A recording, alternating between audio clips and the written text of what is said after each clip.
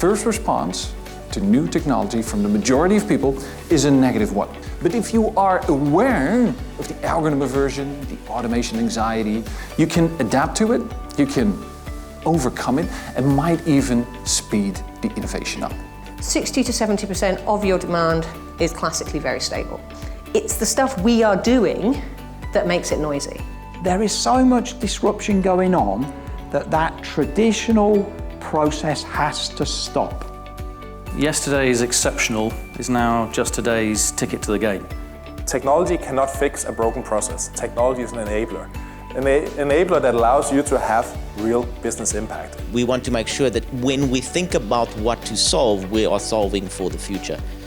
If we are going to be thinking about what solves the future, then it's better to think about it together.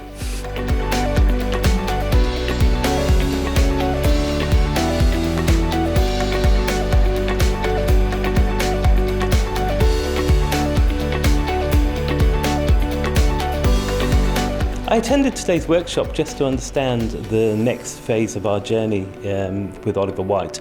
We're currently in the process of implementing IVP, and we've had a great session so far with our consultant getting the design, a critical design review completed.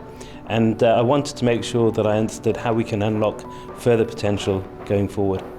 So the learning I'll take back from today's event, I hope to learn a lot about, of course, EBP and what this means in terms of the future. And I've already learned a lot about future trends and technologies which could impact business for the future, which is one of my key interests. And I hope to be able to, put this to good use for the future.